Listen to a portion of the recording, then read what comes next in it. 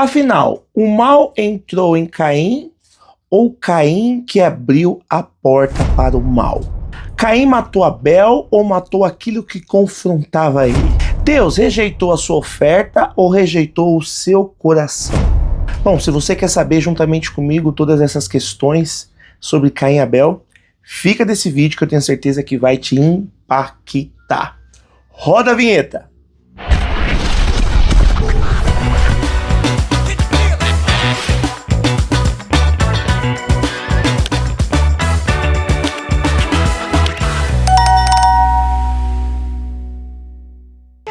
Fala galera, como vocês estão? Eu estava com saudade de vocês. Eu tive um período aí que eu não estava conseguindo gravar os nossos vídeos aqui no nosso canal Innersage, porém, eu tenho certeza que se você abrir aí nossa playlist, você vai ver aí no nosso canal, tá bom? Algumas listas de ministrações, pregações, a qual nós estamos aí decorrendo e levando o Evangelho de Cristo. E por mais que eu não tenha feito aqui os vídeos complementares do nosso estudo que vai de Gênesis a Apocalipse, mas estamos retomando aí com tudo, tá bom? Então não esqueça de deixar o seu like, não esqueça de deixar aí o seu comentário, não esqueça de compartilhar esse vídeo e também ativar suas notificações. E se você não é inscrito, demorou, né? Se inscreva aí no nosso canal. Vamos lá! Antes de existir guerra entre nações, existiu guerra dentro do coração. Antes do primeiro assassinato, existiu a primeira comparação. E antes de Caim matar Abel, Caim já estava sendo consumido por algo invisível. A história da Bíblia, em Gênesis 4, não é apenas sobre dois irmãos. É sobre dois tipos de coração diante de Deus. Depois da queda no Éden, Adão e Eva agora vivem fora da presença manifesta do jardim. A terra ficou amaldiçoada. O homem agora trabalha, sofre, transpira e sente o peso da separação. Caim nasce primeiro. Seu nome no hebraico carrega a ideia de adquirido, conquistado. Eva acreditava que através daquele filho talvez viesse a promessa de redenção. Abel, porém, tem um nome estranho no hebraico.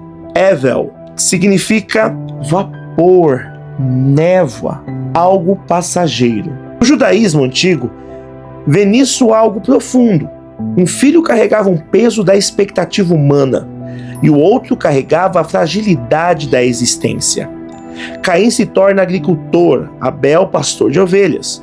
Dois homens, dois trabalhos, dois caminhos, mas o centro da história não está na profissão deles, está no altar deles.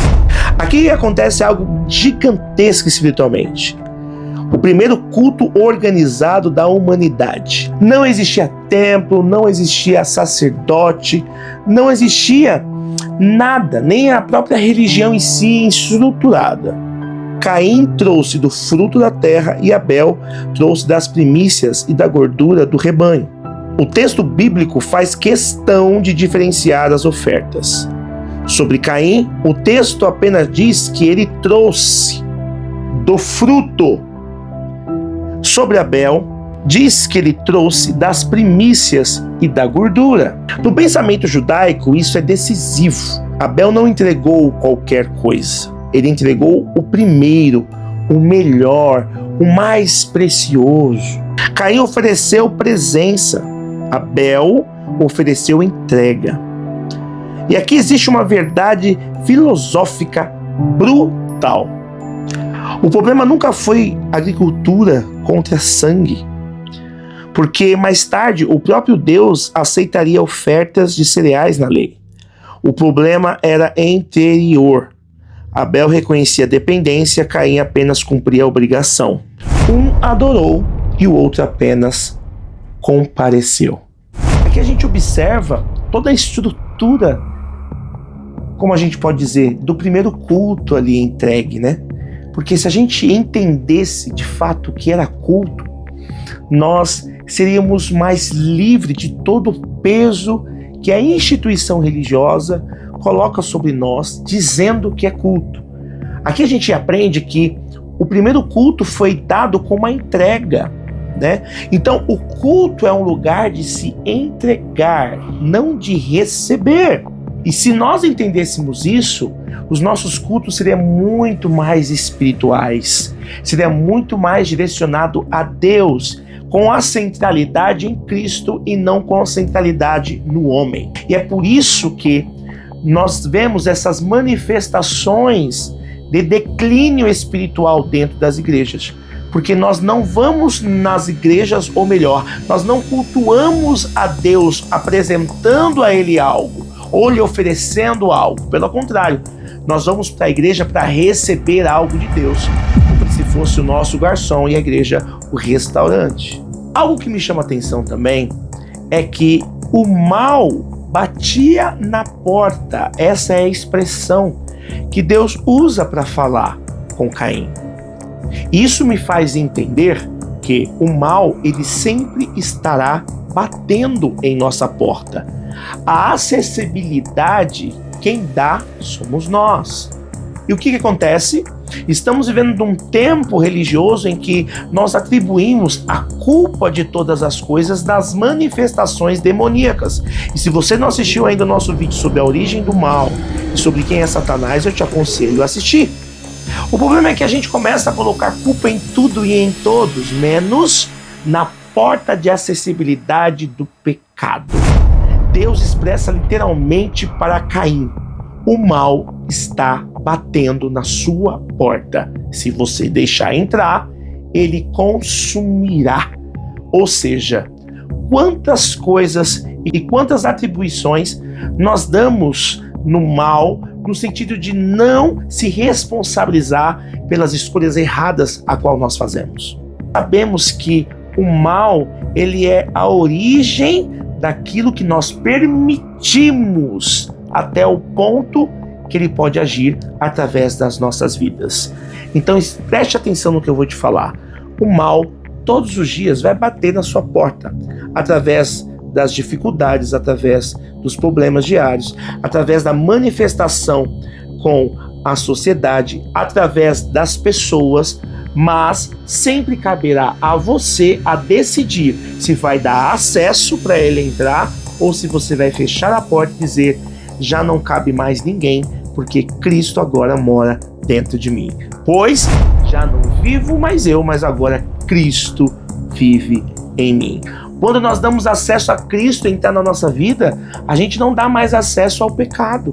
Quando a gente dá acesso para Cristo entrar na nossa história, a porta que define entre o homem e o mal, ela está trancada do lado de dentro. E não é porque Jesus trancou, mas sim porque eu decidi trancar e não deixar mais entrar aquilo que pode me fazer mal. A pior coisa que a instituição religiosa, ou melhor, a igreja de hoje em dia pode fazer é ficar atribuindo sempre os nossos erros e culpando as pessoas erradas. O campo do simbolismo judaico muitas das vezes representa um lugar distante de vigilância, o lugar da exposição humana. E ali acontece o primeiro assassinato da humanidade. O primeiro derramamento de sangue humano da história. O mais forte matou o mais justo. A inveja matou aquilo que lembrava obediência. E existe algo muito profundo aqui. Caim não suportava a presença de Abel porque Abel revelava aquilo que Caim não queria confrontar em si mesmo. Muitas vezes pessoas não odeiam você pelo que você fez. Elas odeiam o que a sua existência revela nelas. Depois da morte, Deus pergunta: aonde está Abel, teu irmão? Não porque Deus não soubesse, mas porque Deus queria confrontar em si a consciência de Caim. Então vem a resposta fria: por acaso eu sou guarda do meu irmão? Olha como ele é sonso. Essa frase atravessa séculos, porque ela representa o nascimento do individualismo humano. O homem agora tenta viver como se não tivesse responsabilidade pelo outro. Mas Deus responde dizendo que o sangue de Abel clamava na terra. Sangue não era apenas líquido biológico, era vida derramada injustamente. A terra agora carregava uma memória de violência. Então, com isso, eu separei aqui 4 anotações de 4 coisas importantíssimas que nós aprendemos com toda a passagem, toda a estrutura de Gênesis 4 sobre os filhos de Adão e Eva, Caim e Abel. Primeiro, o altar revela o coração. O primeiro culto da história prova que Deus não observa apenas a oferta. Ele observa quem e o que está sendo oferecido. Ele observa quem está oferecendo. 2 pessoas podem cantar a mesma música, levantar as mesmas mãos e frequentar o mesmo culto, mas pode possuir corações completamente diferentes. E quando eu falo de coração, eu falo de intenção mesmo. O altar nunca revelou Deus primeiro. O altar revelou o homem. Segunda coisa que eu quero te ensinar através dessa passagem. Presta atenção. O livre-arbítrio é uma responsabilidade e não só um direito de liberdade. Essa frase é importante você entender. Deus advertiu Caim. Isso significa que existia escolha. Sempre vai existir escolha. Sempre irá existir escolhas. O livre-arbítrio da Bíblia não é fazer o que eu quiser ou o que você quiser. É carregar o peso das consequências daquilo que se foi escolhido. Ou seja, o peso das nossas próprias decisões. O homem pode alimentar luz ou alimentar trevas. Terceira coisa que eu quero que você entenda com esse vídeo. O mal não começa nas ações, começa do lado de dentro. Caim matou Abel no campo, mas primeiro matou dentro do coração. A inveja foi cultivada antes mesmo do assassinato. Isso te faz pensar em algo? Por isso Deus fala sobre dominar o pecado antes da tragédia acontecer. O homem moderno quer tratar apenas consequências. Deus confronta as suas raízes. A quarta coisa que você precisa entender com esse vídeo. Abel morreu, mas a sua voz continuou. Isso é poderoso. O sangue de Abel clamava da terra. Isso significa que a verdade não morre facilmente. O justo pode até ser silenciado pelos homens, mas diante de Deus, a sua voz continuou e continuou ecoando. Abel morreu sem defender a si mesmo, mas Deus se tornou defensor da sua causa. E talvez aqui esteja uma das maiores revelações da história, porque esse canal é para isso. O primeiro pastor da Bíblia morreu pelas mãos do próprio irmão. Assim como mais tarde, justo seria rejeitado pelos próprios irmãos. Caim e Abel não são apenas 2 irmãos antigos. Eles continuam vivendo na humanidade até hoje. Então, o que a gente pode aprender com isso? É que nós não temos como apresentar diante de Deus um culto olhando que tipo de sacrifício que o meu irmão do lado está apresentando. Talvez Caim estava ali prestando atenção no que Abel tinha preparado. E é isso que acontece nos dias de hoje. A gente vai para o culto e fica preocupado com que tipo de adoração o meu irmão vai apresentar, em vez de se preocupar com a nossa adoração, com a nossa entrega. Porque cultuar o Senhor é isso. O próprio louvor, na sua etimologia, significa elogiar, significa entregar. E às vezes a gente está tão preocupado qual é o tipo de sacrifício que o meu irmão preparou que esquece de deixar totalmente a responsabilidade de apresentar a Deus o nosso culto da melhor forma possível. Uma das coisas que isso me faz entender é que existem muitas pessoas disfarçadas de Abel, quando na verdade estão apresentando sacrifícios de adoração e culto de Caim. E é triste de ver isso, porque nós olhamos hoje para a nossa igreja e vemos o quanto e quantas pessoas deixaram de servir a Deus ou de apresentar o melhor a Deus. Porque isso também difere na questão de apresentar a Deus o que é de melhor, né? Se a gente for olhar essa questão de entrega, a gente fica talvez perplexo, ou talvez a gente fica muito entristecido por ver quantas pessoas estão perdendo a oportunidade de servir a adoração, uma adoração limpa de Abel. Uma das coisas também que me faz refletir sobre esse texto e sobre essa passagem, e para você aprender de vez, é que não dá para sempre ficar responsabilizando Satanás, demônios, espíritos, tentações, enfim, com as nossas escolhas e decisões erradas. Caim teve uma postura terrível, não só no altar, mas depois também, talvez justificando e achando que ele era justo de ter feito aquilo. Isso me faz compreender quantas pessoas continuam dentro da igreja apresentando uma adoração falsa, achando que está tudo certo. Quando Deus pergunta onde está o seu irmão, ele é ríspido e diz assim: eu sou guarda do meu irmão. Isso me faz refletir muito, porque há muitos Caíns na igreja do Senhor. E infelizmente, esta é a grande realidade que esse texto nos ensina. E para finalizar, apresente uma oferta, apresente um culto, apresente adoração como o Abel apresentou. Não pensando no que isso vai lhe custar, mas pensando naquilo que ele é e merece.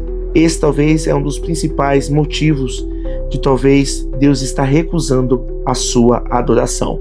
Tem muita gente adorando, cantando, pregando, falando de Deus, mas com o coração totalmente inclinado como Caim, para o mal. Que você possa fazer desse vídeo uma grande evolução para a sua vida. Afinal, esse canal é para te despertar, para fazer você entender a responsabilidade que cabe a nós de cultuarmos e como devemos cultuar e como devemos tomar cuidado com as nossas escolhas. Não foi Satanás, não foi só o diabo, não foi só os demônios, mas foi a sua própria inclinação ao mal e o pecado, que agora, através da ingestão de Adão e Eva, está permanente em nós. Que você possa fazer sempre a melhor escolha, e a melhor escolha é essa: adorar o Senhor, apresentar o melhor a Ele com o coração inclinado na justiça e na verdade. Até porque o Pai procura verdadeiros adoradores que adorem em espírito e em verdade. E se Ele está procurando, você já sabe, né? O falso existe. Que você possa ser o verdadeiro adorador, que adora o Senhor com a excelência de uma vida e de uma escolha inclinada para a verdade. Que Deus os abençoe. Até o próximo vídeo. Nós vamos falar sobre Noé, sobre a arca, sobre gigantes na terra. Se eu fosse você, eu não perdia de forma alguma. Então não deixe de se inscrever, deixe o seu like, ative as notificações, que até o final dessa semana tem vídeo novo e vai ser uma bênção. Bom? Conto com vocês. Beijo. Deus abençoe e até a próxima. Viu? Abel. Deus abençoe.